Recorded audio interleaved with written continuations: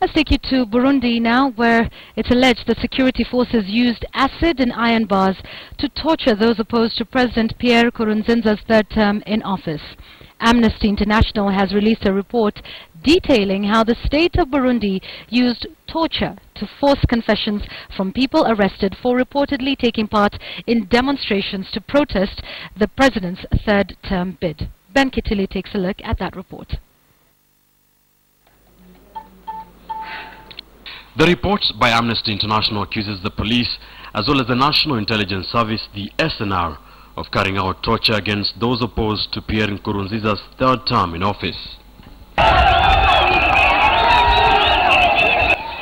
The report indicates that the alleged torture began almost at the same time when protests broke out in the Burundi capital Bujumbura in April this year.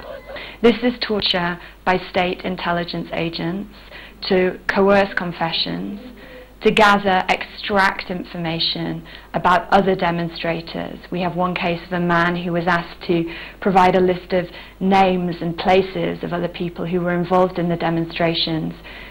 During visits to the East African nation in May and July, Amnesty International talked to 11 men, all who reported to being subjected to torture. Like this man who was detained by the SNR in June this year, pointing to possible forced confessions. Another one, Albert, not his real name, who took part in the demonstrations in recent months, was picked up at the end of May. He told Amnesty International that he was subjected to severe beatings and other ill treatments. One harrowing testimony of a man who had a 5-litre bag of sand tied to his testicles and was then put in what he thought was battery acid. Amnesty International saw his injuries and they were very, very serious.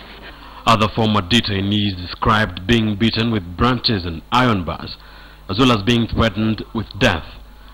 Most of them had been picked from areas that were considered as being opposed to Nkurunziza. All the interviewed men were detained between April and August. Amnesty International also spoke to 2 policemen who reportedly confirmed the testimonies of the former detainees.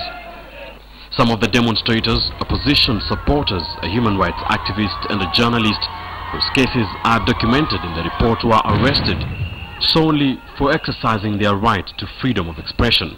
It's absolutely essential now that regional actors intensify their efforts to try and resolve the situation in Burundi. Pierre Nkurunziza was sworn in for the controversial third term Thursday in a surprise short-notice ceremony and with no foreign head of state present.